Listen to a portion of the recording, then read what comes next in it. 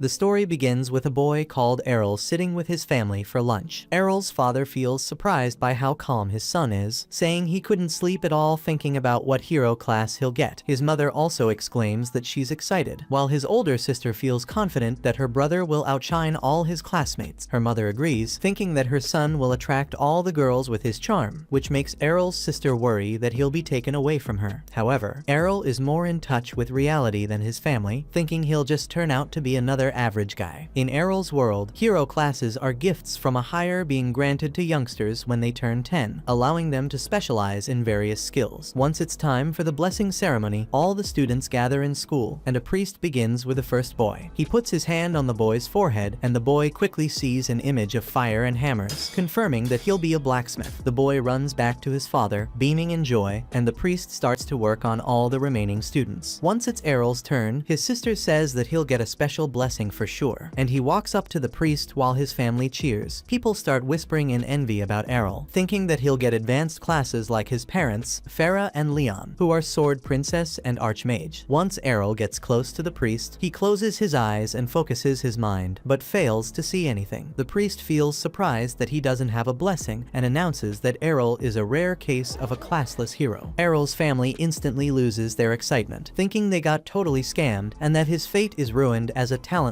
failure. The next day, Errol gets to practicing ordinary swordsmanship. His parents assure him that they won't kick him out of the house. Errol tells them that he's doing fine and just doesn't want to be a freeloader, while his sister promises to keep supporting him. Seeing how concerned his family is, Errol once again reminds them that he has always been practicing swordsmanship with his mother, so he can still be useful despite not having a class. However, he thinks that his mother is an awful teacher because she always blows him away in training with her incredible strength. As he finishes his explanation, Errol's mother feels happy that her son is so wise, while his father thinks that he might actually be able to get a real job. Seeing them all fawn over him, Errol gets sick of his family's attention and leaves to train. As he walks into the training ground, Errol finds two swordsman class students dueling it out with their swords. While fighting, the boys notice Errol and ask what he's doing here without a class. He calmly tells him that he's going to train just like them, but the boys tell him that they're only having fun with their swords since they don't have to train because of their class. Then, they offer to show Errol how much skill they have gained from their class, and start sparring once again. While watching them fight, Errol notices how smooth their movements are because of the swordsman class, and asks them to fight him. One of the boys laughs at his audacity for challenging him without a class, but Errol thinks that he doesn't need one, feeling insulted. The boy accepts Errol's challenge to teach him a lesson. Before fighting, the boy asks Errol to make sure he still has the protection blessing, which is a temporary shield everyone gains at birth that recharges when the user isn't receiving damage. Errol nods and confirms that he won't lose his life to the boy's powerful attacks and tells him to get ready for the duel. Enraged by his constant taunting, the boy charges at Errol and swings his sword, but he easily parries it to his shock. Then, Errol dodges another slash before locking the boy in a parry. The boy's partner thinks he's just having fun and tells him to finish the match, but he tells him that Errol isn't so easy to fight. As they continue trading parries, the boy realizes he can't beat Errol on his own, so he cheats and asks his partner to gang up on him. The other boy jumps at Errol from behind, but he senses the attack and dodges it. Watching the two boys argue with each other, Errol realizes that their class doesn't help the boys with their teamwork, and he swoops in to finish them both off. The boys notice him coming, but suddenly, Errol vanishes from their sight before coming under one of them and knocking him clean out with a jaw punch. As his teammate falls, the other boy rushes to attack Errol, but he trips on his own friend, giving Errol the chance to knock him out as well. With both boys on the ground, Errol calmly announces that he won the fight, but they get angry and claim that he attacked them while their guard was down. As they ask Errol for a rematch, he easily agrees, but before it starts, a boy behind them warns the others not to try it, reminding them that they can't make cheap excuses like that if they fail on the battlefield. After the red-haired boy tells them they're a disgrace to all swordsmen, one of the two boys tries talking back to him, but his friend reminds him of red-haired boy's high status. The redhead then walks up to Errol and asks if he's the son of Sword Princess Farah. When Errol nods, the boy praises him for learning some solid swordsmanship from his mother. However, he reminds Errol that the two swordsmen he took down are just inexperienced children as he points his sword at him, challenging him to a real fight. The boy declares that he'll prove the real power of the swordman class, while the two other boys wonder if he's the village security Captain Evan's son. The boy confirms his identity, and Errol remembers that his father used to contact his mother to hunt monsters. Errol thinks that that the cute boy looks nothing like his father, and wonders if he'll also turn into a gruff-looking man. The boy's shoulders start trembling as he praises his father for being a powerful swordsman and wise mentor. He thinks it's unfair that, despite his father's great qualities, Errol's mother unfairly stole away his father's title of the village's strongest swordsman. At his jealous words, Errol realizes that the boy is just taking out his frustration on him because he hates his mother, and the redhead feels embarrassed to get called out, but asks Errol if he thinks the same. Errol confirms that his mother is the strongest person in their village, but the boy tells him that he inherited the best swordsman talent from his father, so he'll defeat Errol to prove that his family is superior. After calming down, the boy tells Errol that he already became a swordsman a year ago and has been training hard under his father ever since. With his dedicated practice, the boy thinks he has no chance of losing. However, Errol reminds him that he also received guidance from his powerful mother, so he's not going to lose against him. Both boys raise their swords to begin the fight, and the redhead attacks first. Errol parries his attack and strikes back, and they both engage in a fierce battle. Watching them exchange blows, the other two boys feel shocked that Errol is keeping up with the redhead despite being classless. Watching the boy swing his sword, Errol admits that he's much stronger than the other two, but his moves are driven by anger. Errol waits for him to slip up and attacks once he gets an opening. However, the boy unleashes a twin slice skill, which drives Errol back into a wall. The redhead feels surprised that his first slice was blocked, but notices that Errol got injured by the second. Finally losing his calm, Errol asks about the boy's ability, and he explains that it's a swordsman class skill that can't be blocked by someone classless. However, Errol feels determined that he can learn to block it with enough practice, and the redhead praises his resilience. A few days later, Errol's sister watches him snore late in the morning and tries to wake him up with a kiss. He gets up before she can touch him, coldly knocking her away with his head. Errol's sister gets offended and demands an apology kiss as he leaves his room to get breakfast. Their mother smiles and serves breakfast, and the family sits down to eat together. Errol's sister asks him if he's going to train again, and he nods. This angers her, and she tells him to take it easy and let her support him. However, Errol ignores her and gets up to leave, and his sister wonders why he's been going out to train daily ever since he returned home beaten into a pulp. Farah reassures her that Errol will be fine, explaining that they have a secret she doesn't know. She takes her daughter outside and opens a chest full of broken swords, revealing how hard Errol has been training the past few days. While his sister feels surprised, Errol's mother feels happy that her boy got inspired after dueling with other kids. Errol's determination also cheers up his sister, but she still wants to create a world where classless people like him aren't discriminated against, while her mother smiles at her noble goal. Meanwhile, in a forest, Errol whacks at a training target on a tree before backing up for an attack. He then unleashes a twin slice just like the redhead and feels satisfied with his power. While Errol thinks getting beaten up by the redhead was worth it, a goblin silently stalks him in some bushes. It jumps out to attack with its club, but Errol turns around and defeats it with a twin slice. While Errol feels happy with his skill's power, a large monster roars behind him. He turns around to report the monster's appearance to village security, but stops after hearing a panicked scream. Finding the scream familiar, Errol turns around, thinking that he doesn't have time to call security before that person gets hurt. He grabs his sword's handle and runs into the forest, mentally assuring himself that he'll be fine. Once he gets close to the source, Errol peeks from a bush and finds the redhead with a bloodied arm. Then, he notices a giant hobgoblin looming over the boy and wonders why it appeared. Errol then realizes that the redhead was also practicing like him and defeated some wild goblins, which attracted the leading hobgoblin. While the hobgoblin backs the boy into a corner, Errol gets behind it and prepares to launch his attack from the best angle. Errol takes a deep breath to prepare, and the redhead thinks that it's game over for him. The hobgoblin raises his club for the finishing blow, but suddenly, Errol cuts it down with a twin slice attack. After the monster falls to the ground, Errol thinks he has finally mastered the technique's footwork. The redhead tries to walk, but he stumbles into Errol's arms. Noticing that the boy lost his protection blessing, Errol asks if he has any holy water to heal his wounds. The boy silently looks at his smashed water bottle on the ground, so Errol offers him his own holy water. After he drinks the water, his wounds disappear, and the redhead feels annoyed by how strong Errol has gotten. Errol notices that his energy has returned, and the boy thanks him for his water before asking again about his powerful skill. Errol calmly reminds him that it's just a twin slice, but the boy asks how he learned it without a class, knowing that ordinary people can't learn special skills. Errol explains that he pushed his training to the limits for this one. The redhead feels confused, so Errol explains that he learned the skill by adjusting to its timing and footwork. Then, Errol tells the redhead that he was the most important resource, since he helped him understand the skill after beating him up dozens of times with it. While the boy feels overwhelmed by this information, Errol tells him that he's been training the twin slice skill to defeat him in their rematch. Feeling impressed by Errol's dedication, the redhead accepts his rematch challenge. Errol asks him if he's sure, but the boy tells him it's the least he can do after he saved him and healed his wounds. Errol feels surprised that he knows how to repay favors, and the boy feels insulted by his low opinion of him. Soon, both boys get ready with their swords and begin their duel with a twin slice at the same time. While feeling shocked that Errol blocked both of the slices, the redhead gets hit by a surprise attack. He wonders what it was, and Errol tells him that he added a third slice. The redhead reminds Errol that it's called twin slice, but Errol explains that because he didn't get a predefined skill from a class, he can mold his technique into whatever he wants. He reveals to the boy that this was his first time successfully using the third strike, which leaves him even more frustrated. The redhead thinks that a swordsman's skill isn't supposed to lose to anyone, so Errol tells him he'll prove it in another match. Both boys raise their swords again, and the redhead calms down, thinking that he has a speed advantage over Errol. As both of them unleash their twin slices, the redhead watches for Errol's third slice. However, the third slice's speed still catches him off guard and knocks him down despite getting blocked. Errol points his sword at the defeated boy and tells him that this result was only to be expected. The redhead asks him why his third strike is so fast, so Errol explains that he learned the trick from him as well. Errol reveals that he controls his first two strikes to be slower and applies all his strength to the third strike to catch the opponent off guard. Feeling completely outclassed, the redhead gnashes his teeth in defeat, and Errol walks away victorious. A few days later, as Errol's family is having dinner, Farah reveals that Evan's son has left to train at Brescia. Surprised by this news, Errol asks what Brescia is, and his mother explains that it's the city of swords. She tells him that she used to train at a guild there before her marriage, and Errol feels excited to visit the city and explore his full potential as a classless hero. 5 years later, an older Errol heads out to Brescia city on a carriage. While passing a forest, the carriage driver informs everyone that they'll soon reach Brescia after climbing a hill. A woman riding the carriage asks her fellow passengers if they're all headed for the same place. A barbarian swordsman responds coldly to her, so she asks why he's so angry. The barbarian points at her trashy outfit, so the girl explains that less clothing is best for her dual swordsman class. Both swordsmen butt heads in anger, and the carriage driver glazes the offensive power of their advanced classes. He suddenly stops the carriage as a horde of wild orcs appears in front of them, and asks the two of them to prove their power. Losing their previous bravado, both swordsmen crap themselves in fear as the orc king stands up. A commoner lady grabs the boy's arm in fear, but he shoves her and runs for his life. As the woman also escapes, the carriage driver decides to flee as well. However, Errol quietly steps up and dashes into the orc horde. As Errol starts ripping the orcs apart, the carriage driver notices his blink dash skill. However, as the orcs surround Errol, the carriage driver thinks that Errol can't escape. Suddenly, Errol spins in a tornado and cuts down all the orcs. Much to everyone's shock, the driver instantly realizes that Errol's blade dance skill is the legendary Sword Princess's signature technique. He wonders how Errol can use this technique since Sword Princess is a female class. In front of the driver, Errol avoids the Orc King's heavy weapon and jumps over his head. He drives his sword straight into the beast's skull, and it lifelessly crumples to the ground. Afterward, Errol returns and asks the driver to take him to Brescia. When Errol says he wants to get stronger over there, the driver points out that he's already too overpowered. An excited passenger boy asks Errol about his class, and he stuns everyone by revealing he's completely classless. It turns out that 5 years ago, Errol showed his mother the twin slice skill he learned from the redhead. His mom thought she was dreaming, but Errol explained that he was learning skills even without a class. Then, Errol asked her to teach him the Sword Princess skills before he went to Brescia for more training. Errol's mom was starstruck by her son's talent and quickly started bragging about him to the rest of the family. Errol's dream ends abruptly as the carriage driver wakes him up in Brescia. Errol notices all the swordsmen around him, detecting many advanced swordsmen as well. He asks the carriage driver about his class, but he acts like he's just a normal guy. Errol points out that the carriage driver perfectly understood his swordsman skills, so he must be pretty strong himself. Feeling exposed, the driver explains that he's actually an advanced holy knight, so Errol asks him why he's doing carriage rides. The driver explains that whenever he gets tired of fighting, he takes breaks by taking normal rides. Errol nods, understanding that it's important to take breaks from training as well. Then, the driver advises him to join a sword guild to start out. He reveals that the city holds many swordsmanship tournaments where he can win some good money. As the driver points out that Errol can't participate without a guild membership, he nods nods and agrees to the plan. Errol feels excited to fight against stronger opponents, but the driver warns him to watch out for some bad guilds out there. Once the driver leaves, Errol turns around and heads into the city. He finds the Calavries Guild recruiting knight swordsmen and a sword road guild open to everyone. Suddenly, a girl runs to hug Errol, but falls flat on her face as he avoids her. She wonders how he dodged her without even looking, thinking he's very powerful since he can detect her. While Errol feels confused, the girl asks him if he wants to join a guild. After he nods, the girl quickly begins a sales pitch for her new guild. She shows him the contract, but Errol leaves her without a word. The girl grabs his belt and asks why he's leaving, so Errol tells her she looks too desperate. He thinks that her guild must need new members because it's weak, and the girl tries acting like they're a famous top guild. Errol refuses to get scammed, so the girl introduces herself as Lilia and offers to go on a date with him if he joins. Errol tells her he's not interested, and the girl is left speechless. He thinks she's just like his older sister, acting like hot stuff with a cutting board flat chest. Then, he asks Lilia about the biggest guild in Brescia, and she gets angered by his disrespect. Sighing to calm down, Lilia tells him that Black Blade is the strongest guild with 8 ranked swordsmen. She tells Errol about their location, and he heads over to their large headquarters. A guard approaches him, asking what he wants. Errol tells him that he wants to join the guild, so the guard tells him to take a test. Errol follows him and lines up to wait for the test registration. Once it's Errol's turn, the receptionist explains that his guild only accepts advanced classes. When Errol tells him he's classless, the receptionist rudely laughs and tells him to leave. Behind him, the other swordsmen start whispering about him, and Errol asks the receptionist if he can take the test since he's confident in his abilities. However, the receptionist refuses, saying he can't change the rules. Suddenly, the room lights up as some ranked swordsmen enter the room, and Errol decides to try his luck elsewhere. He tries visiting other guilds, but all of them refuse him without a second thought. Afterward, Errol feels discouraged since he wasn't allowed to attempt a single test. Then, he remembers that his mother gave him a letter of recommendation to help him join her old guild. At the time, Errol thought she was just being overprotective, but he now realizes that she knew he'd get rejected. As Errol decides to join his mom's guild, Lilia appears again, but he ignores her and leaves. As he walks through the city, Lilia keeps begging him to join her and save her guild. Errol continues refusing her, so Lilia offers to lick his boots to convince him. However, he leaves her in front of the disgusted townsfolk, and Lilia vows never to give up. After Errol finally finds the guild's location, Lilia catches up to him again. She tells him that he's welcome to join them and points to the massive headquarters. Errol wonders why her guild is so weak despite being so big, and she reveals that they've lost their past glory. However, Lilia is confident that she can restore the Dragon Fang guild led by the Dual Swords King. At this name, Errol recalls that his mother was also in the same guild in her youth. He finally agrees to visit, so Lilia takes him inside and leads him to a seat. Suddenly, Lilia's drunk dad pops out from the sofa, and she gets angry at him. Lilia reminds him that the doctor prohibited him from drinking, and they don't have money for alcohol anyway. However, her dad doesn't care, and Errol realizes that he's the Dual Swords King. As Errol notices the man's missing arm, the man tells him to leave the guild since it's going to be finished soon. Lilia tries to stop her dad, but he ignores her and walks out. She tells Errol that her dad was one of the top swordsmen in Brescia, but his career ended after he lost his arm. She thinks that Errol definitely won't join their shabby guild now, but he actually decides to join. Lilia thinks she's dreaming, but Errol reveals that the other guilds will reject him anyway. She happily shows him the guild contract, and he sits down to sign it. Once done, he hands the contract to Lilia, who finally learns that Errol doesn't have a class. Lilia thinks that Errol is pranking her, so he shows her his class certificate. After taking a closer look, Lilia calmly gets up and draws a sword before threatening to give Errol the deceased class if he doesn't immediately leave the guild. He asks why Lilia wants him to leave, and she angrily points out that she needs actual swordsmen for her guild. Recalling how Errol humiliated her, Lilia gets frustrated that she got bullied by a classless piece of trash. Then, a woman named Rionur enters the room, and Lilia quickly jumps into her arms. Lilia tells her that a classless jerk tried to scam her, and Rionur instantly recognizes him. Errol feels confused that Rionur knows him, so she tells him that they're from the same hometown. She reminds him that they sparred in their childhood, but Errol still doesn't remember her. Then, Rionur tells him they met 5 years ago, but Errol says that he would never have forgotten a beauty like her. While Rionur's face turns into a tomato, Errol finally remembers fighting a red-headed boy, but Rionur reveals that she is actually Captain Evan's daughter and only child. Errol apologizes for not recognizing her, and Rionur thinks that she probably looks different because of her long hair. Thinking it's not the hair that changed, Errol looks at Rionur's chest, while Lilia asks her if he's the classless boy who defeated her. When Riener nods, Lilia feels shocked that it's him. Riener tells her that she won't lose this time because she's gotten much more powerful. Still upset by her previous loss, she challenges Errol to a rematch for old time's sake. The girls take him to the guild's training ground, and Lilia still feels surprised that Riener would fight a classless nobody. However, Riener admits that Errol is very powerful and feels determined to defeat him. Once both swordsmen get on the field, Lilia acts as the referee and starts the match. Riener begins with a twin slice, and Errol thinks he can easily stop it. However, the slices ignore Errol's attack and hit his body. He wonders how Riener got through, and she throws down her heavy sword. Riener explains that the sword is 5 times heavier than usual, so he can't counter her attack with the same technique. After she reveals that her brute swordsman class boosts her attack power, Errol feels shocked and blocks her attack. He praises Riener's incredible progress as she continues her onslaught. Errol steps back and admits that he'll lose if he continues facing her head-on. He wonders why Riener is exposing her secrets, but she says that it's worth it to defeat him. Then, Errol tells her that she can't hit him with her speed, and she charges forward to punish him. Riener deflects Errol's sword and strikes at his body, but it vanishes into an after-image. To Riener's shock, he appears behind her and strikes her neck. She wonders how he dodged her attack, but Errol reminds her that it was just a shadow. Knowing that the shadow skill is a supreme swordsman technique, Riener is stunned. She tries attacking Errol again, but he dodges everything, saying that the technique is as easy as just moving really fast. Riener feels insulted by Errol's simplified explanation, and he tells her that it took a lot of effort to master the technique. He vanishes and strikes her with another blow, but notices that his attacks aren't damaging her protection barrier. Riener grins smugly and reveals that power swordsmen have boosted defense. She tries attacking again, but Errol sidesteps her and hits back with a counterattack. As he reveals he learnt this counter from his mother, Riener collapses in defeat. Watching the battle, Lilia feels shocked, but announces Errol's victory. Riener feels frustrated that she lost despite getting stronger, and Errol praises her for her skills. However, he points out that he's just stronger than her, and Riener starts crying. Lilia quickly rushes to comfort her, angry that Errol made her cry. He feels confused why she's crying even though he praised her, and Riener acts like she didn't cry. Before running back to the guild, once she's inside, both he and Lilia hear her bawling about losing, even after all her training the last 5 years.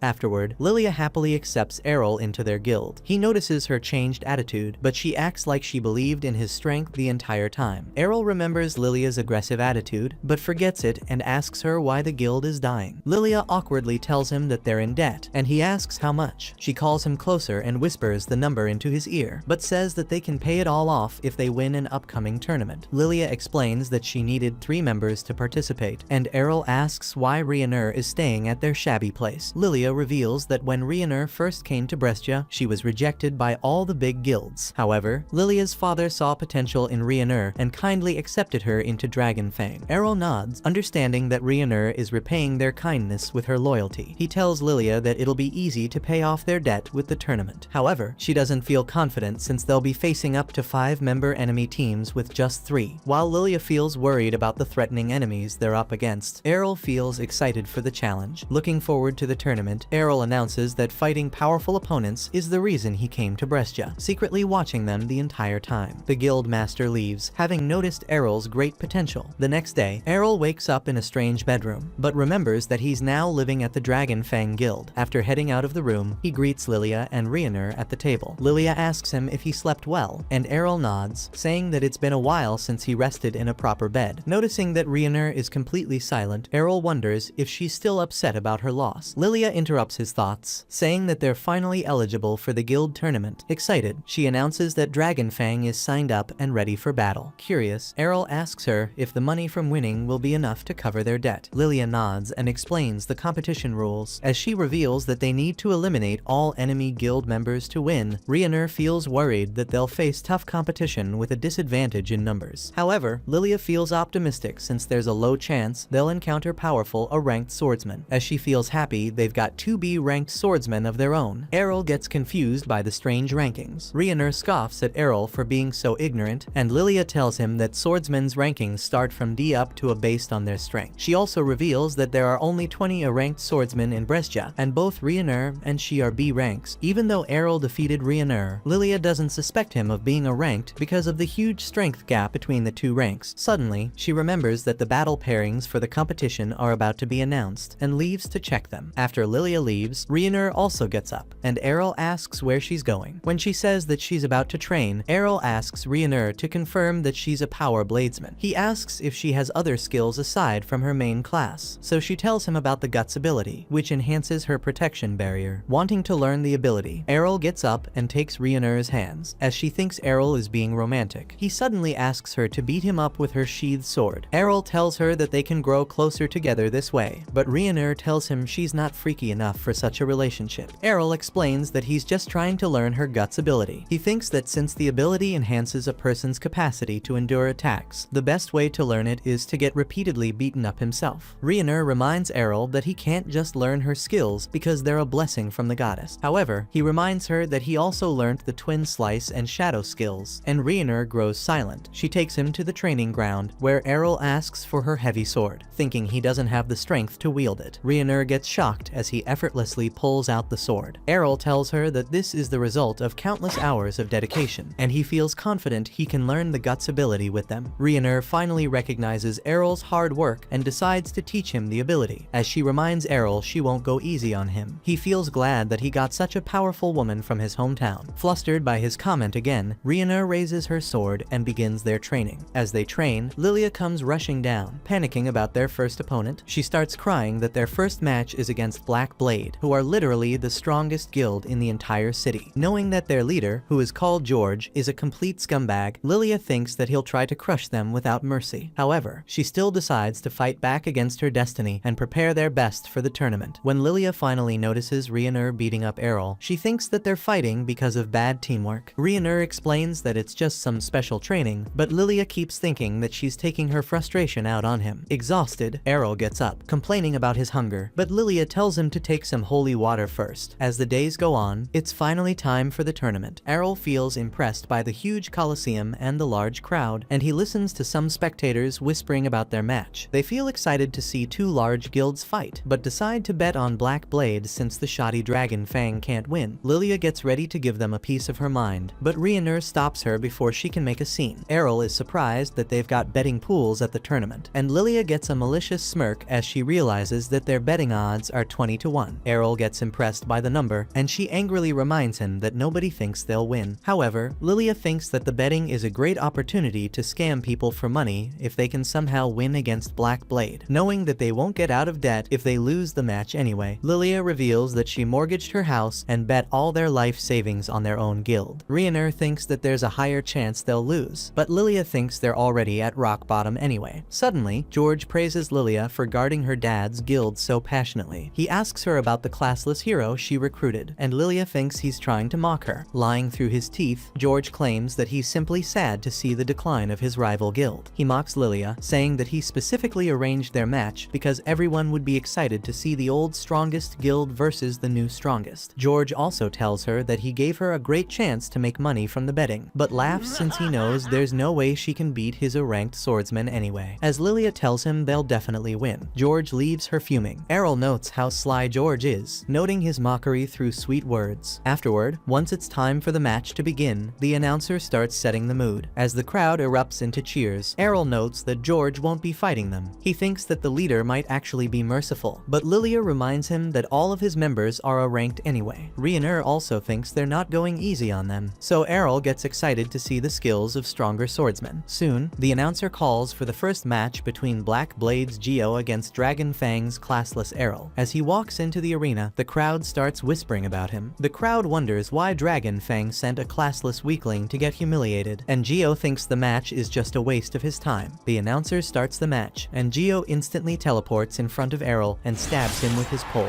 Lilia gets worried for Errol, but Rhaenyra reminds him it's just a shadow. Seeing the shadow disappear, Geo's cocky grin falters, but he turns around and stabs the body behind him. However, he finds out that it's another shadow, and notices two Errols standing in the arena. Geo Gio thinks that he can just take both of them out with a blink dash skill, but he is surprised to see a third one behind him. As the three shadows charge at him, Gio takes them all out, but the real Errol easily appears under him and defeats him with one blow. Gio crumples to the ground, wondering how Errol can create three shadows, but Errol tells him that his mother can create 5 of them without even trying. With Gio down, the announcer declares the victor, and the crowd roars with applause. Lilia also cheers for Errol, while Rioner is shocked that Errol can take down an Aranker so easily. As the medics carry Gio away, Errol thinks that he still needs more practice before he can copy Gio's critical strike. Meanwhile, the crowd feels shocked that he can outperform a swordsman while being classless. As George silently watches, the next match begins. The Black Blade's next swordsman slashes at Errol, but he easily blocks his opponent's attacks. Then, Errol easily cuts him down with a twin slice skill and wins the match. In the next match, Errol's opponent tries to use a dagger with close combat, but he appears behind him like a ghost and knocks him down. Even Errol's teammates feel surprised he won 3 straight matches, and Rioner asks Lilia why she isn't fighting. Lilia knows that there's no way she can win, so she decides to keep cheering for their star. She gets Rioner to cheer with her, and they watch Errol fight a shield bearer. Errol easily avoids the opponent's attacks, who thinks that he's lying about being classless. Errol praises his opponent, saying that he needs to gradually wear him down since he can't break through the shields. However, the man reminds him that a classless hero shouldn't even be able to do that. Errol tells him that he put in the hard work to get where he is, but the shield bearer thinks that classes can't be overcome with just hard work. He pretends to attack Errol with his sword, but uses it as a feint to charge with his shield. However, Errol predicts it and counterattacks with his foresight skill. The counterattack knocks the shield away, and the man is shocked, thinking he learnt it from his previous opponent. Errol thinks there's still a long way to go before he can master the counter, but he can use it in battle after seeing it. He uses the counter kick on his opponent again, who remains shocked that he can learn so quickly. Then, Errol walks over to the shield and picks it up, angering his opponent. He charges at Errol to punish him, but he easily sidesteps it and takes him out with his own shield counter. After the announcer declares Errol's 4th win, the crowd starts doubting if he's truly classless, and the tournament organizers demand to see Errol's class card to confirm. Errol agrees to submit it, so the announcer takes his class card, places it into the crystal ball, and everyone quiets down once she verifies he's legit. George starts feeling the pressure of loss, while even Rioner starts hoping that they can win their match. Lilia feels upset that she didn't know about Errol's full strength earlier. Otherwise, she would have sold off her family heirlooms to bet even more money on themselves. Rioner says that she didn't expect him to grow this much, and wonders how Errol trained the last 5 years. Meanwhile, Lilia gets ready to marry him, thinking that no matter what happens to the guild, she can always rebuild it if she has him by her side. As Lilia continues her dark plans, Errol feels unsettled by her malicious aura. Finally, the announcer introduces Black Blade's final swordsman, called Master Masamune. Errol notices that Masamune uses a katana, and Rioner realizes that he's a rare samurai-class swordsman. Knowing that Masamune has never fought in public before, Lilia thinks that he's the Black Blade's ace for this tournament. As the match begins, Masamune calmly reaches for his sword, and Errol feels pressured by his calmness. Noticing Errol's hesitation, Masamune smiles and confirms that he's waiting for him to get close so he can use his ultimate technique. After hearing his provocation, Errol starts walking towards Masamune, who feels surprised. He explains that they can't just stay standing like trees for the entire match, and he also wants to see Masamune's strongest moves. Masamune chuckles, saying that Errol won't have time to react or watch if he unleashes his ultimate technique. However, Errol remains confident in his own speed and continues walking. He notices that Masamune's sword is still in its scabbard and wonders if he'll unleash the final attack in just one strike. Errol thinks about using shadows, but decides against it since Masamune is too focused to be fooled by them. He stops right in front of his opponent, knowing that one strike will decide their match. Both boys hold their breaths, and as Errol takes his final step, Masamune instantly strikes with a lightning-fast attack. However, Errol disappears right in front of him, and Masamune feels shocked since he moved so fast with his real body. Behind him, Errol praises Masamune for his speed, but tells him that the person who trained him is much faster. He unleashes a piercing tempest, which overwhelms Masamune and knocks him to the ground. Rioner and Lilia are stunned as they recognize the Sword Princess's finishing technique, while the crowd feels disbelief that he won. The announcer seals the deal, and everyone starts screaming at the Black Blade for wasting all their money on the bets. Both of Errol's teammates celebrate their victory, and Lilia tries to hug Errol when he returns. He avoids her and lets her fall, explaining that it was just a reflex reaction to protect against his older sister. Then, Lilia cheers up, thinking about all the money, and Errol notices Rioner Ryuner with her arms open. She realizes her embarrassing pose and gets flustered, but Errol tells her that he'd like to hug her without the armor. Lilia offers to fulfill his desires, but he lets her fall again, while George gnashes his teeth, preparing to avenge this humiliating defeat. Afterward, Dragon Fang heads back home to celebrate their victory. Watching Lilia drink real alcohol, Errol is surprised that she's already an adult. Knowing he doesn't drink, Ryuner offers him some juice, while Lilia suddenly asks Errol to marry her. He refuses her without hesitation, saying that he'd rather marry Ryuner instead. Lilia is stunned and Ryuner gets embarrassed, thinking he's just joking. He asks her why she doesn't believe he'd like her, so she explains that everyone sees her as a tomboy meathead. Recalling her childhood, Errol agrees, but thinks that she has grown up into an attractive lady. However, Ryuner tells him that she's too focused on swordsmanship to care about romance. Seeing her reject Errol's advances, Lilia takes the chance to flirt with him. To her shock, he decides to practice it with Ryuner instead of her. Once their celebration is over, Errol goes back to training the guts ability with Ryuner. After a good dose of beating, Ryuner tells him that it won't work. Refusing to quit, Errol tells her that he needs to keep being beaten half to death in order to develop the guts ability. He says that Ryuner is the perfect partner for the job, but she doubts whether she can help him pull it off. Watching Errol's reckless training, Lilia complains about his careless methods. Suddenly, her dad appears, thinking that Errol is just venting his anger after losing his tournament match. When Lilia tells him that they actually won against the strongest guild, Rod thinks they must have sent some weak teammates as a joke. In response, she explains that Errol actually defeated 5 ranked swordsmen in a row. Her dad is silenced, and Lilia thinks that they can now pay off their debt with the money. However, her pessimistic dad thinks that Errol will just be stolen by a better guild with more resources, so Dragon Fang will remain dead. His negative attitude annoys even Errol, who tells him that he's just a spineless failure who quit despite having an arm he can wield a sword with. Errol's insult hits Lilia's dad's weak point, and he grabs his shirt in rage, screaming that he literally can't use half his skills now as a dual wielder. After Errol points out that he's a classless guy himself, so skills don't matter to him. Lilia's dad finally calms down and leaves after releasing him. After he leaves, Errol sighs, thinking Rod has huge potential even without half his skills. Lilia thanks him for giving her dad some motivation, and both Ryuner and Errol think that Rod can return to the ring with some more encouragement, seeing them eager to see powerful skills. Lilia suggests that they should go to a dungeon. Errol doesn't know anything about dungeons, so Ryuner explains that there's a huge monster dungeon right below the city of Brescia. The idea of fighting monsters gets Errol excited, and Ryuner also decides to go with him. She thinks that it'll be some good training for the upcoming Sword King Cup. Once again, Errol is clueless about the event, so Ryuner tells him that it's the biggest and most prestigious swordsman event in the city. To help him register, Lilia gives him a form, but Errol instantly tears it apart. Ryuner is confused why he doesn't want to fight in the event, so he explains that Lilia actually sneaked in a marriage form. After getting exposed, Lilia tries to act like it was just a prank, so Errol punishes her in a chokehold. Meanwhile, a strange woman watches the scene from a crystal ball, as George asks her about the situation. When the woman informs George about their plans for the dungeon, he starts grinning deviously, planning to take revenge under the dark dungeon's cover. The next morning, Lilia tries to kiss Errol in his bed. Sensing her disturbing presence, he quickly clamps her face to protect his innocence. As Lilia feels offended by his cold attitude, Errol calls her out for being a creep. Lilia starts questioning his manhood, but Errol just ties her to the bed and leaves her screaming in the room. He knocks on Ryuner's door, and she asks him if he needs anything. After getting her permission, Errol enters her room, but finds her peacefully talking in her sleep. In her dreams, Ryuner proudly tells her daddy that she has become a power swordsman just like him. Watching her happy expression, Errol realizes that she's a daddy's girl. While in the other room, Rod walks in on his daughter tied up like a misbehaving dog. Afterward, they all head out for the dungeon, and Errol is surprised that it's located within the city instead of a wild cave. Noting the huge crowd gathered at the entrance, Ryuner thinks that they're all going to train for the Sword King tournament. Once they arrive, Lilia explains that the teleportation portal at the entrance can teleport people to dungeon floors they've already explored before. Errol wonders if he can head to level 14 with Ryuner, but finds out that the teleport only works for the floors he has cleared himself. He feels upset that he has to start with the weakest floors, so Lilia offers to take him through the shortest route with her. Ryuner asks to go with them, but Lilia tries to drag Errol away so she can harass him in private. However, Errol also asks Ryuner to come with them, much to Lilia's frustration. Once they're in the dungeon, the group encounters some living armors. Errol parries a hit from the first armor, but it quickly circles around him for a sneak attack. Surprised by the heavy armor's speed, he dodges the attack and slashes its helmet off. off. However, the armor's headless body turns around to attack, and Errol realizes that he needs to attack its legs to stop it. Lilia claps as he takes out the armor, but reels in shock when the haunted armor moves its hand. Then, Errol looks at Rhaenyra, who has taken out her opponent. She tells him that the armor could regenerate if they don't go to the next floor in time, and Errol thinks that a regenerating magic armor is perfect for sword training. Meanwhile, Lilia acts like she's exhausted from the fight, but Errol reminds her that she just stood there like a statue. She pretends like she just wanted to let him and Rhaenyra have some fun, and Errol asks about her class. Lilia proudly tells him that she's a fencer, and Errol recalls that a fencer can advance into the Sword Princess class. Already knowing the Sword Princess skills from his mom, Errol gets bored with Lilia and heads into level 2. However, they encounter an injured boy, who reveals that his team stumbled on a surprise trap. Rhaenyra tells the boy to get treatment in the city, but he doesn't want to leave without saving his friends. Seeing his hesitation, she offers to save his friends in his place, but Lilia stops her. She thinks that they should scam the injured man out of some money for their help, and Errol calls her a complete fraud. However, Lilia refuses to help a broke man for free, so the injured guy tries to flatter her. His fake compliments fail to work. So finally, the boy gives Lilia a bag of coins. Finally getting what she wanted, she happily accepts the money. Errol asks her if the situation seems fine to her, but Lilia tells him the money looks real. He tells her that the money isn't what's wrong, but follows the injured boy down the hallway anyway. While walking with him, Errol notices that despite the excessive bleeding, the boy is walking without a problem. He realizes that the boy isn't hurt at all and is just trying to scam them, but Errol feels excited to face whatever troubles he's going to cause. Once the boy takes them to the hidden room, he is shocked to see his friends missing. Seeing his bloody footprints in the room, Lilia tries following the trail to pick up a coin, but she activates a teleportation trap in the floor. The scammer swordsman grins, saying he was just doing his job, but the trap also teleports him with everyone else. Once they arrive in the new room, Rhaenyra notes that it's deeper than any floor she has ever been to. Meanwhile, the scammer starts panicking that he's stuck with them, and Lilia gets up to question him. Her foot kicks the gold coin on the floor, which triggers another trap that summons a strange enemy. As the enemy brandishes its sword, the boy explains that the trap has led them to the dungeon's deepest level, which has the ultimate class Sword Emperor as its final boss. As the Sword Emperor slashes at them, everyone ducks their heads. Lilia gets shocked that the slash tore into the dungeon walls from such a long distance, and Errol remains cautious against his terrifying opponent. It suddenly teleports in front of him, and Errol parries its attack. However, the sword god still drives him into a wall through the parry, while Errol feels happy that he learned the guts skill, believing that the skill gives him a fighting chance against a strongest opponent. Errol prepares to test his full strength, watching him act so calm in front of the Emperor. The girls are shell-shocked. Suddenly, Errol also teleports in front of the monster, and pushes it back with an attack. In response, the monster unleashes a gravity field that holds down the others, while Errol remains standing under its pressure. Remembering the training from his mom, he recalls how brutal her gravity field was. Thankfully, she taught him how to break through the gravity field, but not without giving him a full taste of the technique on his own body. Errol decides to show off by picking up the gold coin and slashing it in front of the Emperor. Before jumping up for the final blow, he uses the Infinite Break special skill, which destroys the armor and stuns everyone. After the battle, Errol takes a quick sip of holy water, and Rhaenyra asks him how he knew the Sword Emperor's techniques. Errol explains that his mom is actually a Sword Emperor herself, but she pretends to be a Sword Princess to avoid unnecessary attention. Rhaenyra thinks that she would have never challenged him with his mom's terrifying background, but Errol feels glad that he got to fight her since she led to his training and growth. Once they're done with their discussion, a portal opens up to exit the dungeon. As the group starts leaving, the scammer boy is surprised that they didn't beat him up for revenge. Lilia tells him that since Errol is happy, she'll spare his life this time. Back in the city, Rod is thinking about Errol's words at a tavern. Nearby, a group of scammers gloats about the easy mission in the dungeon, laughing at their stupid friend for getting teleported away, as one of them says that Dragon Fang will be finished after this loss. Rod asks the group what happened. The leader of the group treats Rod like a drunk old geezer, so he calmly smashes their table apart and asks again. Luckily for the runts, George stops Rod before he can tear them a new one. Rod suspects him of arranging the trap, but George acts all innocent. He tells Rod that Lilia's group stumbled upon a hidden trap, which teleported them into a dangerous area. Furious, Rod charges at George, cursing him for taking his arm and daughter away. However, just then, he hears Lilia's cheerful voice from the entrance as she comes over to party with her friends, relieved to see her safe. Rod quickly hugs her, while George is speechless that the kids survived. Errol tells him that he defeated the Sword Emperor, and Lilia explains that the boy George hired ended ended up exposing him for organizing this trap. George thinks that it's the kid's fault for being careless in the dungeon, and Errol agrees with his idea. As he begins to leave, Rod tells him that he'll avenge this, but George mocks him for being a useless drunkard. However, once he gets back to his room, he starts throwing a hissy fit like a salty kid, thinking back to the Dual Swords King and Sword Princess. George feels frustrated because they always outshone him. With a monster like Errol in Dragon Fang's ranks, George thinks he'll never have the chance to be the strongest in his life. Seeing his strong resentment, an evil sword calls out to him, offering to help him take revenge for a price. A few days later, in the Dragon Fang Guild, Lilia sighs in frustration. Rioner wonders what's wrong, so Lilia explains that the preliminary matchups are out for the Sword King tournament, and she got matched up in the same bracket as Errol. Knowing that Errol would obliterate her, Lilia thinks there's no way she can qualify now. Soon, Errol also comes into the room, and Rioner explains that only the winner of every bracket can advance into the semifinals. Seeing Lilia so depressed, he comforts her by saying that she wouldn't be able to get into the finals anyway. Looking at her own matchup, Rioner feels relieved that she isn't in the same group as Errol. He nods, thinking it's a great chance for her to get into the finals and impress her daddy. Happy to show off, Rioner starts grinning, but gets embarrassed that she called her father daddy instead of dad. Meanwhile, Lilia decides not to give up yet and tells everyone to train with her at the dungeon. Errol asks her why he has to go, so she tells him that he'll handle any dangerous situations. Before she can go, her father comes in and warns her to be careful, since George could try to pull another stunt. After telling her to come back if anything goes wrong, he feels embarrassed acting like a father now, but says that he has stopped being a drunkard and is returning as a swordsman. Once it's time for the Sword King Cup, the preliminary matches begin. After her match, Lilia sighs, having lost already. Errol tells her that she wouldn't have been able to qualify even if he weren't there. She admits that she sucks, and Errol thinks it's a shame he couldn't fight her. Hearing this, Lilia thinks there's no way he actually wanted to fight her, and she tells him to be careful in his final round. Errol wonders why he needs to be so careful since he has already seen the strongest swordsman skills in the dungeon. However, Lilia reveals that his opponent possesses many unique skills. She has the magic swordsman class and can enchant her sword with magic while fighting. This confuses Errol, who points out that the tournament is for swordsmen. She explains that anyone can participate in the tournament as long as they belong to a swords guild, just like Errol, who is classless. Errol finally understands and leaves to fight his opponent. Once he gets into the ring, the woman tells Errol not to cry about her magic swordsman class if he ends up losing the match. After he tells her there won't be a problem, both of them get ready to fight. The announcer starts the match, and she immediately starts lobbing fireballs at Errol. He dodges and blocks each of the fireballs before running to get close to his opponent. Once Errol gets close, she blocks his attacks with her own sword and forces him back with a fireball. He notes that the long and short range attacks granted by the magic class are very convenient, but the girl lacks the advanced skills of either magic users or swordsmen since it's difficult to master two classes at once. After getting exposed, the girl feels offended and uses her magic to enhance her sword. Seeing her flaming sword, Errol is surprised, and the girl declares she's using the most powerful skill for magic swordsmen. She slashes at him with a fire blade, which creates a wall of flames in his direction. As Errol avoids the attacks, the girl laughs, thinking she's got the upper hand. While continuing to dodge attacks, Errol admits that the fiery sword can be a very powerful attack if it is mastered properly. The girl agrees with him, but he tells her that she's still pretty trash at using her powers. Errol keeps blocking her attacks while standing completely still, saying that she's not even a better swordsman than the pathetic Lilia. Then, Errol unleashes a twin slice attack, which blows a harsh wind that puts out the girl's flame. After leaving her unarmed, he uses the blink dash skill to teleport right behind her and knock her out, having casually dispatched his opponent. Errol thanks her for showing him a new skill, while the announcer declares his victory. Before leaving the arena, Errol wonders if a classless guy like him can also use magic. A few days later, in Dragon Fang, Lilia tells her father to cheer on Errol in the finals. He keeps refusing to go, so she wonders if he's scared of seeing George at the arena. Embarrassed, Rod says that's not true, and explains that after he tried using a sword again, he realized how rusty he's gotten. He doesn't feel comfortable attending the tournament when he thinks he can't even win the finals, but Lilia gets offended since someone like her wouldn't even dream of qualifying. Then, as she keeps forcing him to go, Rod finally gets up. As they walk to the arena, Lilia thinks that Rod would have snuck in to watch the tournament later. Anyway, he wonders why she thinks that, so she reminds him of all the times he encouraged Rioner during her training. Since Rod loves seeing his guild members grow stronger, there's no way he would miss it when Rioner is in the finals. Seeing how smart his daughter has become, Rod smiles, saying that she's just like her mother. Meanwhile, at the arena, Rioner's legs tremble from anxiety anxiety. Suddenly, Errol pops out of nowhere and tells her to relax, which embarrasses her even more. He wonders why she's so nervous. So Rhaenyra explains that this is the biggest tournament of the city, and she won't even know who she's facing before getting into the ring. Errol thinks that she's nervous about fighting him, but Rhaenyra quickly denies it. Soon, the announcer shouts that the first match is about to begin between the current champion, George, and Errol. Hearing his own name, Errol starts to leave, but Rhaenyra grabs his hand. Despite feeling flustered, she tells him to be careful, and Errol smiles before leaving. When he steps into the arena, he hears Lilia cheering for him in the audience. As she tells him to destroy the scumbag George, Errol gets shocked as George walks out, transformed into a demonic creature. Feeling George's demonic aura, Lilia wonders what happened to him, and Rod notices a strange sword in his hands. He quickly warns Errol to get away from him, saying that he's using the most powerful sword. Confused, Lilia asks what's special about the sword, so Rod reveals that the sword is sealing a powerful demon. Surprised that someone knows about his origins, the demon George wonders if Rod is from the royal palace. Since George doesn't remember him, Rod thinks that the demon has completely taken over his mind. He recalls that after the original sword god killed so many demons with his sword, it absorbed their resentment and transformed into an evil weapon. However, the sword was sealed in the royal treasury, and the demon laughs that someone foolish has unsealed it. Since the previous royal family died centuries ago, the demon thinks he's free to wreak havoc as he pleases. Happy that he finally got freedom after centuries of waiting patiently, the demon announces that his name is Duagelda. Rhaenyra feels surprised by his name, and Errol asks who this guy is. She gets annoyed that he never paid attention in history class, and explains that Duagelda is a demon who summoned evil power from the higher realm. As the rest of the audience realizes they're dealing with Duagelda, they all get terrified since the demon was capable of destroying entire cities in the legend. Scared of their lives, all of the audience flees the arena, while Duagelda feels proud that he's causing so much fear. However, he doesn't feel satisfied yet, and creates a dark formation which releases a dense evil aura. The aura flares up and turns the sky dark, and creates a barrier around the arena gates that prevents anyone from escaping. Rod wonders if the demon is planning to end them all, while Duagelda gets ready to enjoy a lovely massacre. However, Errol gets ready to fight him. Surprising the demon with his courage, Errol confidently tells him that he can defeat him, since the demon was defeated by a sword god in the past. Duagelda laughs, thinking that there are no more sword gods in this world anyway. However, Errol tells Duagelda that his mom is a sword god herself, but he can defeat the pitiful demon on his own anyway. Duagelda thinks that Errol is just deluded, but gets shocked when he attacks with blinding speed. Realizing that Errol just used a sword god skill, the demon gets scared of him. While Errol starts running circles around the demon, he suddenly smiles, reminding him that he's also in the body of a very powerful swordsman. Duagelda jumps up, shocking Errol with his speed, and knocks him down with a powerful strike. The demon thinks he has won, but when the smoke clears, he is shocked to see Errol completely unharmed. Errol explains that he survived the attack because of his gut skill, and Duagelda tries attacking again. Errol blocks the attack and uses the Infinity Break skill. The skill creates multiple clones of Errol who gang up on Duagelda together, forcing him back with a billion slashes. After being humbled, Duagelda admits that Errol is a true sword god, but Errol reveals that he's actually classless and sends the demon away. After Duagelda lands on the ground, unconscious, Errol tries approaching him to see if he was defeated. He feels confident that the demon can't hurt him with such heavy injuries, while the audience is shocked that someone as strong as Errol still exists in their world. As Errol leaves Duagelda on the ground, the demon decides to escape him to avoid getting sealed again. Knowing he can only escape by possessing someone else, he searches through the audience and decides to control Rod since he's the most powerful after Errol. Nearby, as Lilia is celebrating Errol's win, Rhaenyra wonders if the tournament will still continue. Suddenly, the sword in George's hands frees itself before launching towards Rhaenyra. Errol quickly protects her, but the sword shoots towards Lilia instead. Rod rushes to save his daughter, but when the smoke clears, he points a sword at her throat, possessed by Duagelda. Duagelda commands Lilia to stand up, and Errol realizes that the evil sword is actually the demon's true body. Duagelda laughs, saying it's too late to figure it out now, but Errol thinks he can just defeat it again. However, the demon warns him that he'll kill his wife if he attacks, which leaves Errol confused. He tells Duagelda that there's no way he'd marry a talentless airhead like Lilia, but the demon thinks Errol is lying since Rod's memories show that Lilia is engaged to him. Instead of fearing for her life, Lilia becomes terrified that Errol will destroy her for lying. Realizing that she lied to her father about being engaged, Errol decides to finish her off along with Duagelda. The demon asks if he's really okay with hurting his friend, but Errol replies that he shouldn't have taken someone worthless as a hostage. The awkward exchange leaves the demon speechless, and Lilia finally confesses that she made up the whole engagement story. While Rhaenyra feels bad for Lilia, Errol tells her there's no way Duagelda can hurt her anyway. The demon accepts his challenge and tries to hurt Lilia, but finds himself unable to move Rod's hand. Fighting to get control of his mind, Rod puts the sword down, while Lilia runs to Rhaenyra. Errol points out that even after getting possessed, Rod's body never transformed into a demon, so Duagelda couldn't properly control him. Duagelda asks Rod why he doesn't want his demonic powers, so he explains that in the past, he might have accepted his offer. However, because Errol showed him the results of training, Rod thinks that he can regain his past glory without anyone's help. He throws the demon sword over to Errol, who slices it into countless pieces. With Duagelda completely defeated, the darkness surrounding the arena finally disappears, and Errol realizes that he just slayed an ancient demon. After the Dragon Fang's victory at the tournament, dozens of new swordsmen join the guild. Motivated to start swordsmanship again, Rod trains these young fellows in the guild's training ground. However, he's too strong and humbles them all in an instant. As the trainees run away, Lilia asks one of them why he's escaping. The boy points out that her dad is way too strict as a teacher. She nods in agreement. Lilia smiles, happy that their rotting old guild has finally gotten a new life after Errol led them to victory. At the mention of Errol, the trainee asks her where he went. With an awkward face, she tells him that Errol has already left the guild. Thinking about Errol, she starts crying and recalls that Rhaenyra also left to follow him on his journey. Meanwhile, Errol is riding the same carriage back home that he used to arrive in Brescia. The carriage driver asks him why he's already leaving without enjoying his fame as champion. In response, Errol says there was nothing left to learn in the city since he had already mastered everything. The driver agrees, but remembers that they're heading to the even more boring countryside. As he asks Errol if he's planning to return home, he nods. However, Errol also wants to test his sword skills back home, thinking he can finally beat his mom. The driver laughs, seeing how much he fears his own mom. Back at home, Farah is picking some roses to welcome her son when she realizes he's standing behind her. Errol says that he was hiding his presence, and Farah admits that she only detected him when he got close. When he reveals that he won the Sword God Cup, his mom smiles in praise. Suddenly, she teleports right in front of his face before he can even react. Stunned, Errol realizes that he would have been turned into a shish kebab if his mom were holding a sword instead. Knowing that her son wants to challenge her, Farah tells him to come to the training ground. Once they're in the training ground, both swordsmen raise their swords for the duel, and Farah tells Errol that she's excited to see how strong he has become. Errol tells her to laugh while she can because he's going to defeat her today. In response, she rushes him at lightning speed, but he manages to block her first few strikes. While parrying her attack, Errol notes that it would have defeated him if she hadn't used the same move in the garden earlier. After jumping back from the parry, he unleashes some rapid strikes, but his mom blocks them all. Farah praises Errol for combining the Divine Air Slice and Twice Slice skills, but he asks her which skill she used to block his attack. She reveals that she just swung her sword the old-fashioned way, which leaves him speechless. Farah tells him that he inspired her to fight without skill, and Errol smiles before attacking again. As they clash hard, the entire village hears their swords clanging. As they think it's a scary monster, Errol jumps into the sky, using even stronger skills to challenge his mom. She uses a binding spell to bring him down, but Errol blocks it. Seeing that he's strong enough to hold his own, Farah decides to unleash her full power. Finally, both of them use the Infinity Break skill, clashing head-on with their strongest move. A little while later, Rhaenyra walks to Errol's house after searching the entire village for him. When she knocks on the door, his little sister, called Mira, comes out. Rhaenyra asks to see Errol, but Mira is too jealous to let a girl see her brother. After telling Rhaenyra that she won't let a cow meet her brother, Mira tries to close the door. As Rhaenyra stops her to negotiate, Farah and Errol return from their duel. Mira happily jumps into her brother's arms, and Rhaenyra notices how similar they look. Mira notices that Errol and Farah are beat up, so he explains they were just dueling. Curious, Mira asks who won, and learns that Errol did in the end. However, Errol thinks he only outlasted his mother because her strength isn't at its prime. As he feels disappointed by the win, Farah jokes that she's still young. Then, she wonders why a pretty young lady is looking for her son and invites Rhaenyra for some tea. Once they're inside, Farah gets straight to the point. She asks Rhaenyra how she fell in love with her son, which makes Rhaenyra completely flustered. While Mira feels jealous, Errol explains that he lived in Brescia with Rhaenyra. This information gives Farah all sorts of unsavory ideas, so Rhaenyra gets embarrassed and explains that they were just guildmates. Then, Errol asks Rhaenyra why she came to his house, so she tells him it was rude to leave the guild so suddenly. He points out that he filled out the official resignation form, but Rhaenyra still thinks he should have said goodbye before leaving. However, Errol doesn't care about relationships since he's only focused on swordsmanship. swordsmanship, which leaves her speechless. Meanwhile, Farah feels happy that a girl would travel to their village just for her son. Rhaenyra tells Farah that she also lives in this village, but that isn't the only reason she came. She wants Farah to take her as a disciple. Before they can discuss anything else, Captain Evans rushes to their door. He barges in and explains that something bad has happened in the nearby forest. Many trees have been cut down and the ground is badly damaged. Farah feels guilty because she caused the mess with Errol during their duel. However, Farah calmly tells Evans she just defeated a monster, so he finally calms down. As he thinks about returning and telling the villagers they're safe, he suddenly notices his own daughter. Farah is surprised that Rhaenyra is actually Evans' daughter, while he wonders what she's doing at her house. Farah quickly tells Evans that her daughter wants to train under her to become a good wife. Overwhelmed that his daughter has grown up, Evans starts crying, while Rhaenyra tells Farah she just wanted to train. Farah is confused since she thought the training was for housework, so Rhaenyra tells her she actually meant to learn swordsmanship. Still, Farah carries her momentum and offers to teach her both housework and swordsmanship, and Evans agrees. Rhaenyra is stunned as her father reveals he always wanted his daughter to become a fine lady after his wife passed away. Seeing him push her into marriage, Rhaenyra feels bad that they're ignoring her own dreams. After Evans leaves, Errol visits his father in his office. He asks what kind of magic Leo is researching, and Leo explains that it's a powerful finishing move. Then, Leo puts away his magic and asks Errol why Mira was shouting outside, as he thinks his son finally pulled a baddie. Errol nods. However, Errol tells him he's not here to discuss romance. He tells Leo that he just defeated his mom in a sword fight, and Leo congratulates him. Then, Leo gets serious since he knows what Errol will ask. As expected, Errol asks his dad if he can teach him magic next, but his father refuses, saying it's impossible. Meanwhile, in the kitchen, Farah begins training Rhaenyra to be a housewife. With a big cabbage in front of her, Rhaenyra holds a knife like she's about to fight the strongest enemy of her life. Watching her wield the knife like a sword, Farah realizes the young girl isn't cut out for housework. As Rhaenyra brings down the knife, she successfully cuts the cabbage. However, she also cuts the table below it in half, breaking poor Mira's mug in the process. Farah wonders if Rhaenyra never cooked in the guild, so she explains that they had a cook helping them out. Knowing she's got a long road ahead of her, Farah resolves herself to fix Rhaenyra's pathetic housework skills. Feeling embarrassed, Rhaenyra says that she should just focus on swordsmanship, but Farah refuses. She claims that a swordsman can only become strong once they've mastered their mind and body in all aspects. In order to achieve this, Farah tells Rhaenyra to master basic living skills, so she finally agrees. As Farah feels happy that she has another daughter to raise, Rhaenyra wonders where Errol's older sister is. At the mention of their older sister, Mira explains that she left the house after vowing to make the world a better place for classless people. Rhaenyra thinks she's working for a noble cause, but Errol really doesn't need anyone's help. A little while later, after fixing the table Rhaenyra broke, Errol asks his dad to show him some magic. He gets up and fixes Mira's cup with magic before telling Errol to help him store his tools. While they store the tools together, Leo tells Errol to give up on magic once again. He explains the magic requires a special talent called magical energy, which most people lack. Leo thinks that it's unheard of for a classless person to possess any mana. Errol reminds him that he just won a sword tournament without having a class, so he admits that his son can do the impossible. However, Leo tells him that despite his incredible dedication, he can't master magic with hard work alone. He explains that a lack of mana is like missing the limbs to use magic. Errol nods in understanding, but thinks that he does have some magical energy. Leo shakes his head, saying that if he had mana, he would have received the magician class. Despite that, Errol is confident that he has magic. He explains that he discovered the energy when Rhaenyra used to beat him up at Dragon Fang. Leo gets concerned that his son is a victim of domestic violence, but Errol reassures him that it was consensual. While Leo gets even more worried, Errol reveals that during his training to get his guts skill, he used to consume tons of holy water for recovery. Lilia got tired of him emptying the guild's budget, so she got magic potions instead. Rhaenyra wondered if the potions were expired, but Lilia thought they could have been old bottles of holy water too. Errol drank the bottles anyway, thinking that expired medicine would be good training for his internal organs. However, he explains that after drinking the potions, he felt some energy returning to his body. Errol says that the energy was different from the protection blessing, so it could have been magical energy instead. Hearing this, Leo finally feels hopeful that his son can learn magic. He admits he was a bit jealous that his wife was the only one who got to train Errol, but now that he can teach magic to him, he feels happy. Ready to begin training, he asks Errol if he can feel the mana in his body. Errol nods, so Leo asks him if he can move it around. As Errol concentrates, Leo tells him to focus the mana on his palms. After a while of intense focus, Errol brings out a bright glow of energy on his palms. Seeing the successful attempt, Leo is overjoyed, but Errol wonders what he just did, as Leo tells him that he just used mana for the first time ever. Errol falls back in exhaustion. Errol feels disappointed that his energy is so weak, and Leo confirms that he's not even at the level of a child sorcerer yet. However, he tells Errol that he can increase his mana by practicing over and over. Errol feels relieved that he can finally train since he's good at working hard, but he soon passes out from exhaustion. Looking at his son, Leo feels glad that Errol didn't give up despite his warnings. While shedding tears, he feels proud of his son, who has shown him that the impossible is possible. After waking up, Errol heads to a store to buy mana potions. The store lady wonders why he's buying her entire stock, thinking that the potions are for Leo. However, Errol tells her that he's using the potions for himself. Once he has the potions, he starts chugging them like sodas while training every day. After 6 months of training, Errol finally gathers enough magic energy to cast the weakest spells. Leo praises him for his success, but explains that he can't use magic yet. He gives Errol a piece of paper containing weird symbols, which leaves him confused. Leo reveals that the paper is called Magiscript, and that besides having mana, magicians must also learn the magical language to cast spells. Then Leo tells Errol that after he learns a magic skill, the required spell chant will automatically appear in his mind. Errol thinks it's troublesome to create the whole spell upon every cast, and Leo agrees. To help him get started on his magic journey, he suggests studying at the City of Magic school. Seeing Errol's interest in learning, Leo offers to train him for the school's entrance exam. Later, at lunch, Mira praises her mom's delicious cooking. Rhiannon accepts the compliment, but Mira soon realizes that it was actually her cooking. Jealous, Mira backtracks on her compliment, while Errol also praises the food. Farah thinks that Rhiannon has grown a lot in both cooking and swordsmanship, and Errol notices how much she likes her. Leo also chimes in, saying that Rhiannon is a beautiful and hardworking girl. However, this makes Farah angry, so he explains he didn't mean it that way. To cheer up his wife, Leo makes a beautiful heart shape just for her, which explodes into lively firebirds. Watching the glowing birds dance around, Errol feels even more excited to step into the world of magic. After 3 years of intense housewife training, Rhiannon nervously presents Farah with a cup of tea. As she watches, Farah brings the cup to her mouth before praising her cooking. Relieved, Rhiannon thanks Farah for all her guidance these years, but suddenly, they hear Mira sobbing loudly. As she comes into the kitchen, crying, Mira reveals that Errol left the house with a letter in his bed. Rhiannon takes the letter and finds out that Errol left for the City of Magic with no other explanation. While Mira cries because her brother left to get milk, Rhiannon feels guilty since she has once done the same thing. Suddenly, Farah hugs her, warning her not to leave them like her cold son. Rhiannon reassures her she won't dip, and Farah wonders why her children turned out like this. Soon, the culprit comes into the room, lazily rubbing his eyes. Farah sighs, thinking it'll all be fine as long as her kids stay safe. Meanwhile, Errol is in a carriage, riding to the City of Magic. He asks the driver how long it will take, and learns that they've got 3 more days to go. The driver asks Errol why he's always jumping from one big city to another, and the passengers get interested in him as well. The kids ask if Errol is headed to the School of Magic just like them, so Errol nods. A boy named Kaido wonders why Errol is applying at such an old age, and his friend Kufa assumes he's just trying the entrance exam again after failing it many times. She tells Kaido not to make Errol feel bad, but Kaido tells her that she just roasted him for failing anyway. While the two of them start arguing, the other girl, Colette, tries to calm them down. In their rage, they ignore her completely, and Errol notes that all 3 of them are wizards. Seeing their young age, he realizes that the kids must have just received their wizard class. Then, Kaido tells Errol that he uses red magic, then curiously asks what type of magic Errol uses. Thinking about his skill, Errol remembers learning from his father that magic is divided into colors based on the elements a wizard uses. However, because Errol didn't receive a magic class for any specific color, Leo told him to try using all of the magic elements. Recalling his experience, Errol tells the kids he's a jack of all trades since he's classless. Kufa laughs, since she thinks there's no way a classless can attend a magic school. Angered by his prank, Kaido tells Errol to stop lying, but he tells him it's the truth. Finally, Errol shows them his class card, which proves that he's classless. Seeing this, Kaido starts mocking Errol for trying to learn magic without a class. Errol sighs, having heard such taunts a billion times already. Suddenly, a creature roars loudly from the forest, startling the carriage horses. The kids get worried about the noise, so Errol explains that it's the sound of a troll king. Terrified of the powerful beast, Kaido tells the rider to rush them out of the forest, but he tells him that the horses are too scared to move. Colette thinks that they're all going to die, but Kufa reminds her that trolls are just slow creatures. Kaido agrees, thinking that they can avoid its attacks to fight back. With her friends and encouragement, Colette nods and agrees to fight. Although the kids are ready to fight, they still gulp nervously as the Troll King approaches. The hideous monster shows its face, and Colette quickly clings to Kufa. Kaido reminds her to be brave, saying that it's not too big to handle. However, as the troll gets closer, suddenly, a massive club knocks it into space. As the kids watch in horror, the real Troll King finally walks out, 10 times larger than the previous one. Finally, all of the young magicians give up any hope of survival. The girls wonder if they can try doing anything with magic, but Kaido quietly steps out of the carriage, trembling with fear. He pulls out his wand, determined to fight to the death. After channeling all of his mana into the wand, Kaido unleashes a powerful fireball at the Troll King. As the blast explodes in the monster's face, the girls think it actually worked. However, it only roars in anger, ready to destroy the pesky kids. The girls realize that Kaido only made the troll even angrier, and he screams that he has already used up all his mana. The Troll King approaches the carriage to attack, but suddenly, a giant explosion spell vaporizes the monster. The kids wonder who defeated it. Meanwhile, Errol pops out of the carriage, thinking that he went overboard with his mana. Kaido wonders if he was the one who cast the spell, and Kufa points out that explosion is a supreme level red magic. Shocked, Kaido also recalls that only an advanced archmage can use an explosion. Then, Errol walks over to the horses and uses his healing magic. The horses stand back up, and the carriage driver thanks him. Errol asks the driver to show his own skills next time, but he thinks it's too big a hassle. Nearby, Kaido apologizes to Errol for his earlier rudeness, thinking he's a senior magic teacher, and says that from now on he'll be his student. Errol tries telling him he's just a classless mage, but the kids think he's hiding his true identity from them. Seeing them glaze him so hard, Errol thinks he should have just used a sword to avoid suspicion. After everyone calms down, the carriage moves out again. 3 days later, they arrive at a floating island city. Pointing towards it, Kaido tells Errol that it's the city of magic, Ulzbel. Surprised by the architecture, Errol gets off the carriage with the kids. Kaido excitedly explains that the bridge connecting the island to the forest is also held up through magic. Watching their friend follow Errol like a dog, Kufa wonders why Kaido adores him so much. She thinks that he might have used hypnosis magic to control Kaido. Hearing their doubts, Errol feels annoyed that he causes suspicions everywhere he goes. As they enter the city, Kaido asks Errol if he'll apply for the Red Magic School with him. This surprises Errol, so Kaido explains that all schools are divided based on the color of their magic. Since every element has a different magical language for its spell chants, all the schools have different teachers and syllabi. Kufa reveals that she'll go to the blue school, while Colette feels nervous about applying to the green school. Realizing that he needs to take an entrance exam, Errol prays that he doesn't get rejected just like he did back in the City of Swords. After parting ways with the girls, Errol and Kaido head over to the Red School of Magic. As Errol hands over his entrance application, the receptionist asks if he entered all his information accurately. He wonders if she's asking him to check his class, thinking that she'll reject him because he's classless. However, she easily approves his application, which surprises Errol. He asks why the school doesn't reject classless people, so the receptionist tells him they give a fair chance to everyone. With their application approved, Errol walks to the examination area with Kaido. After a young man casts a fireball spell, the examiner calls another applicant. He walks up and proudly reveals he's already an advanced mage, shocking everyone with his talent. Errol wonders if an advanced class is that big of a deal, so Kaido tells him they're basically guaranteed to have a successful career. Errol nods, recalling that his father just ended up in the countryside with his exceptional talent. Kaido thinks that the boy is too arrogant, but Errol reminds him that he isn't any better. Soon, the boy burns the test dummy with an impressive eruption spell, leaving the audience stunned. Seeing everyone fawn over him, Kaido starts bragging about his master, which annoys the boy. Errol shuts Kaido's big mouth, making the boy think Errol is afraid of him. While the boy boasts about melting the metal dummy, Errol tells him to look at it again. As he turns around, he finds the dummy intact, much to his shock. The examiner explains that it's made out of powerful mithril, so ordinary attacks can't melt it. Once again, Kaido starts taunting the young mage for his overconfidence, but Errol shuts him up before leaving to attempt his own test. Standing in front of the durable mithril dummy, Errol thinks it's a good chance to go all out and test his abilities. As he charges his spell, the examiner gets surprised. Finally, Errol casts the eruption spell, which just looks like a thin needle pouring on the dummy. Seeing the spell's weak power, the boy starts laughing at Kaido for his boasting. However, the dummy suddenly melts into a puddle, stunning the young man. Since the eruption spell isn't strong enough to melt mithril, the boy accuses Errol of cheating. Errol explains that he condensed the flame into a smaller area to boost the intensity of its heat, which allowed him to melt the mithril. The boy can't believe that Errol is able to modify his magic. Errol starts walking away, and Kaido wonders where he's heading. Errol tells him that he plans to take the entrance exams at the other magic schools too. He soon arrives at the water school, where Kufa has just passed her test. She's surprised to see him there, so he tells her he'll attempt the exam just like her. Soon, it's Errol's turn to start, and he creates some tough icicle spikes that shatter the mithril dummy to bits. After destroying all of the applicants' hopes and dreams, he turns around to target the green school. There, Errol finds Colette nervously huddled in the corner and asks why she isn't taking her exam. She tells him she's too nervous to even register, saying that she needs moral support to try anything. Errol tells her she needs to take the exam on her own, so she asks how he handles his nerves when he's anxious. Confused, he replies that he has never felt nervous in his life, which leaves Colette shocked. Errol asks her why a person can feel nervous, so she tells him that it comes from the fear of failure. After thinking about her words, Errol asks Colette if she has never failed before. She nods, saying that she fails a lot, which is why she wants to avoid it. Saying that he has also failed many times, Errol wonders why she's scared of it. Colette doesn't understand his words, so he reminds her that even if a person fails sometimes, their life doesn't just end. His simple words stun Colette, and she finally believes that even if she fails, she can just try again later. After calming down, she thanks Errol for his help. He smiles and asks her how the green school's exam works. Colette explains that in order to pass, applicants must make a windmill spin with their magic. With this in mind, Errol registers with her and enters the examination area. There, he focuses his mind and unleashes a tornado spell at a windmill. As the rough winds shred the poor windmill to pieces, Errol realizes it wasn't made out of mithril. The examiner tells Errol he has passed and asks Colette to begin her test. She feels even more nervous taking the exam after Errol's insane show of skill, but he reminds her to calm down. Finally, Colette prepares to take her own test and passes it. While Errol leaves the venue, he heads over to the rest of the magic schools, passing all the exams with flying colors. In the end, Errol heads over to the Black School of Magic, surprised by its ruined building. While walking down the halls, he notices a strange creature in a box. Suddenly, a woman comes over to him, asking if he has seen her pet, Gooey. Errol points to the box, so she quickly takes a strange creature out of it. Happy to have her pet, she proudly brags to Errol that it's a chimera she made inside her lab. Suddenly, a skeleton welcomes Errol to her school, but he slashes off her head by instinct. Errol wonders if she's an undead monster, but the skeleton introduces herself as a normal person called Latalia. Errol wonders how she's walking around as a skeleton and asks how he can take the Black School's exam. Latalia explains that since nobody wants to learn black magic, they don't even take an exam. Although Errol is weirded out by their casual attitude, he decides to join anyway. Afterward, he heads back to the city, where Kaido and the girls call out to him. The kids rush to ask which school he'll attend, then immediately start arguing over who gets to claim him. Errol sighs and reveals that he plans to attend all of the schools at the same time. Kaido thinks attending 3 schools at once is already impossible, but Errol then reveals that he'll actually be attending all 6 magic schools in the city. As he counts down from red and blue to white, yellow, and black, the kids feel their world shattered by Errol's insane ambitions. Since the kids don't believe him, Errol shows them all the ID cards he received from the 6 schools. They finally believe him, but wonder why the schools are letting him attend multiple institutions. Errol thinks it's because they keep the information on their students private, so other schools can't tell if they're enrolled anywhere else. However, Errol still faces a major problem. His class timings in the different schools all overlap with each other. Luckily, class attendance only counts for 20% of his grades, so he can just make it up by acing the exams. Colette says that this will still be difficult because the textbooks don't contain all the latest information taught in classes. Errol nods and asks the kids if they're willing to share notes from their classes with him. Since they all agree, it only leaves 3 classes for Errol to attend himself. Also, the Black Institute doesn't have any formal schedule, so that leaves Errol with just the white and yellow schools of magic. Hearing this, the 2 girls leave to have a secret talk, while Kaido asks Errol to take the first class at Red School with him. The girls think it's already insane to keep up with 2 prestigious schools at once, but Errol seems too chill about it. Once they've all finished their discussions, Kaido tells everyone it's time to take their first class. A little while later, Errol and Kaido enter their class, where they walk towards the back. As they enter, the advanced mage named Royce quickly notices them, and Kaido starts taunting him for losing to Errol. After Royce tells Kaido he doesn't have the right to brag, he accuses Errol of being a mere spellcaster. However, Errol tells him he's not a spellcaster, so the boy thinks he might be a mage. When Errol responds that he's not a mage either, he gets scared, thinking he might be an advanced archmage. In the end, Errol tells him he's not an archmage either, so the poor boy is left confused about his class. Soon, their teacher comes in for the class, so Royce asks him about Errol's class. The teacher opens his book and tells Royce that Errol is classless, which leaves him flabbergasted. Finally, Errol and Kaido sit down at their seats, and the teacher begins their class. As the teacher starts writing complex manuscripts on the board, Kaido feels his brain melting under the pressure. Meanwhile, Errol is surprised that he's teaching basic magic language, since most spellcasters can naturally use the manuscripts from their skills. Soon, the teacher explains that although the kids don't need to know the manuscript to cast spells, it will help them greatly for more advanced spells. He also reveals that by mastering the magical language, a mage can increase the power of their spells